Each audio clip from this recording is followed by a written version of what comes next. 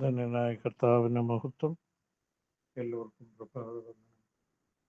റോമാലേഖനം 8-ാം അധ്യായം 28-ാമത്തെ വാക്യം മുതൽ താഴോട്ട് നമ്മൾ വായിക്കുന്നു. എന്നാൽ ദൈവത്തെ സ്നേഹിക്കുന്നവർക്ക്, നിർണയപ്രകാരം വിളിക്കപ്പെട്ടവർക്ക് തന്നെ സകലവും നന്മയ്ക്കായി കൂടി വ്യാപരിക്കുന്നു.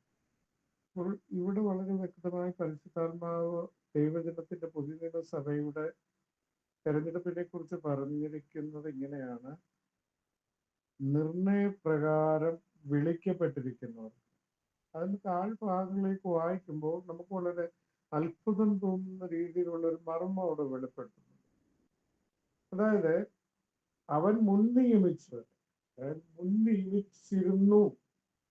അപ്പോൾ നമ്മൾ ഉരുവാകുന്നത്, ദാവീദ് പറഞ്ഞ അമ്മയുടെ ഗർഭപാത്രത്തിൽ ഉരുവാകുന്നതിൽ മുമ്പ് പിണ്ടാകാരമായിരിക്കുമ്പോൾ തന്നെ നീ എന്നെ അറിഞ്ഞു, പുസ്തകത്തിൽ എന്നെ കുറിച്ച് എഴുതി വെച്ചിരിക്കുന്നു. അപ്പോൾ മുൻനിയമിച്ചിരുന്നു എന്നുള്ളത് ഒരു വസ്തുത, ഒരു സത്യമായ മാറ്റമില്ലാത്ത വസ്തുത. നമ്മെ തെരഞ്ഞെടുക്കും എന്നുള്ളത് നേരത്തെ തന്നെ ദൈവം എന്ത് ചെയ്തിരുന്നു? അപ്രതീക്ഷിതമായി വഴിയിൽ കണ്ട് നമുക്ക് കൈ തന്നതല്ല, മുൻ നിയമിച്ചിരുന്നു എന്നാണ് വചനം വ്യക്തമാക്കുന്നത്. അപ്പോൾ ആ മുൻ നിയമിച്ചിരുന്നവരെ തന്റെ പുത്രൻ അനേകം സഹോദരന്മാരിൽ ആദിജാതനാകേണ്ടതിന് അവന്റെ സ്വരൂപത്തോടെ അനുരൂപമാകുക. അതായത് ക്രിസ്തുവിന്റെ സ്വരൂപത്തോടെ എന്തിനാണ് നമ്മളെ മുൻ നിയമിച്ചിരുന്നത്, അല്ലെങ്കിൽ എന്തിനാണ് നിർണയപ്രകാരം നമ്മളെ വിളിച്ചത്? വലിയ മർമ്മമുണ്ട്. ഈ മർമ്മങ്ങൾ നമ്മൾ പലപ്പോഴും മനസ്സിലാകാത്തത് കൊണ്ടാണ് നമ്മുടെ ജീവിതത്തിൽ അകാരണമായ ഭയവും ഭീതിയും ഒക്കെ. ഈ മർമ്മങ്ങൾ ശരിക്കും പിശാചിനറിയാം, പക്ഷേ ഈ മർമ്മങ്ങൾ നമുക്ക് വെളിപ്പെടുത്തി തരാതിരിക്കുകയാണ്. ആരംഭത്തെ സൃഷ്ടിപ്പിൽ തന്നെ സകലത്തെയും വാഴുവാനായി മനുഷ്യനെ സൃഷ്ടിച്ചു. ഈ വാഴ്ച പിശാചിന് താല്പര്യമില്ലായിരുന്നു, മനുഷ്യൻ വാഴുക എന്ന് പറയുമ്പോൾ ഇവിടെ റോമാലേഖനത്തിൽ നമ്മൾ വായിക്കുന്നു, കൃപയാൽ വിശ്വാസം മൂലം നാം രക്ഷിക്കപ്പെട്ടിരിക്കുന്നു. അതായത് വിശ്വാസം മൂലം നമ്മൾ രക്ഷിക്കപ്പെട്ടിരിക്കുന്നു, അല്ലെ നമ്മൾ രക്ഷപ്പെട്ടിരിക്കുന്നു, നിത്യതയിലേക്ക് നമുക്ക് പ്രവേശനം നേടിയിരിക്കുന്നു. എങ്ങനെയാണ്? വിശ്വാസം മൂലം.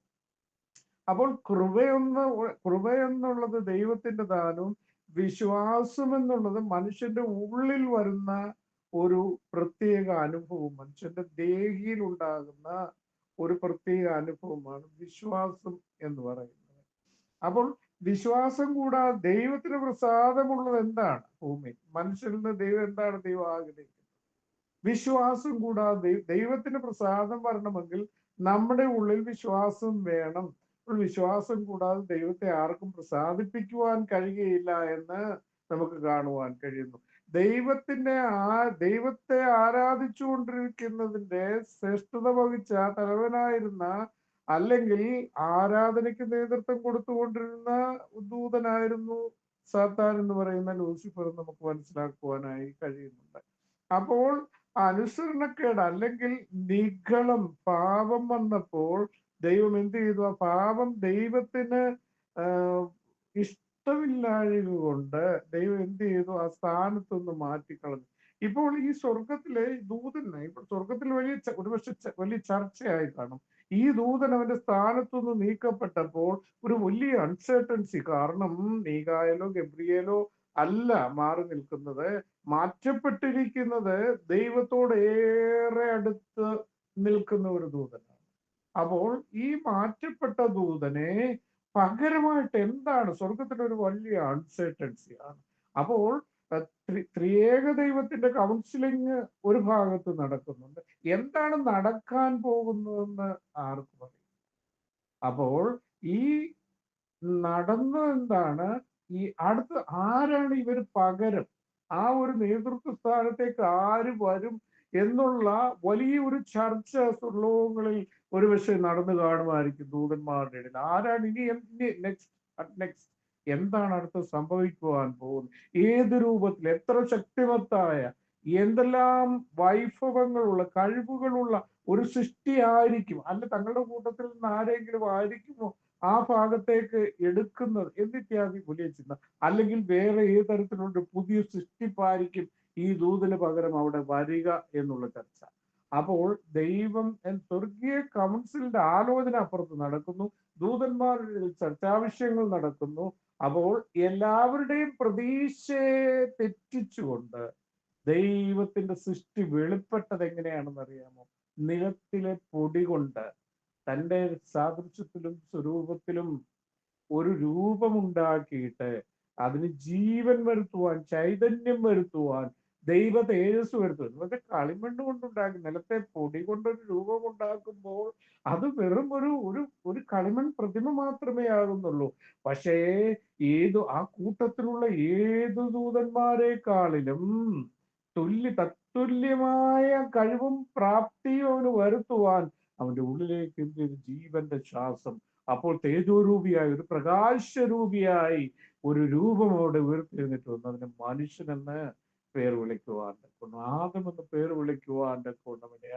അപ്പോൾ വാഴുവാൻ തൻ്റെ സ്ഥാനത്ത് നിന്ന് തന്നെ മാറ്റിയിട്ട് വാഴുവാനായി മനുഷ്യനല്ലേ, ദൈവത്തോട് ചേർന്ന് ജീവിപ്പാൻ മനുഷ്യനെ ദൈവം സൃഷ്ടിച്ചപ്പോൾ ആ മനുഷ്യനെ ദൈവത്തിൽ നിന്ന് അകറ്റിക്കളയുവാനായി പിശാച് അഹോരാത്രം പണി ചെയ്തുകൊണ്ടിരിക്കുന്നു.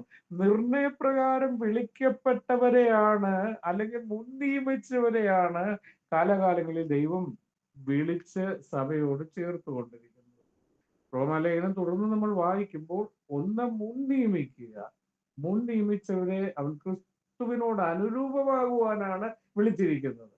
അടുത്തത്, ഈ വിളിച്ചവരെ എന്ത് ചെയ്തു? അവൻ നീതീകരിച്ചു. അതായത് തൻ്റെ പുത്രന്റെ പുത്രത്വത്തോട് അനുരൂപരാകുവാൻ നിർണയപ്രകാരം, വെറുതെ വിളിച്ചല്ല, ഒരു നിർണയപ്രകാരം മാത്രമല്ല മുൻ നിയമിച്ചവരെ. അപ്പോൾ മുൻ നിയമിച്ചവരെ നിർണയപ്രകാരം പിതാവാം ദൈവം വിളിക്കുകയും ഈ മുൻ നിയമിച്ചവരെ എന്ത് ചെയ്തു? നീതീകരിക്കുകയും ചെയ്തു. എന്നിട്ടാണ് തന്റെ പുത്രന്റെ പുത്രത്വത്തോടെ അനുരൂപരാക്കി ഇവരെ തീർത്തത്.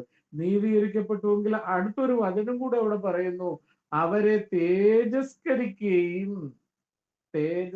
പിരിക്കുന്നു. ആ തേജസ്കരണം ഇതുവരെ വന്നിട്ടില്ല, ഇനി വരാൻ പോകുന്നതേ ഉള്ളൂ. അപ്പോൾ ദൈവത്തിന്റെ പൈതലെ എന്തിനാണ് നമ്മളെ വിളിച്ചിരിക്കുന്നത്? വെറുതെ വഴിയെ പോയപ്പോൾ ഇങ്ങ് വാ എന്ന് പറഞ്ഞ് വിളിച്ചതല്ല. ഒരു നിർണയമുണ്ടായിരുന്നു ദൈവത്തിന്.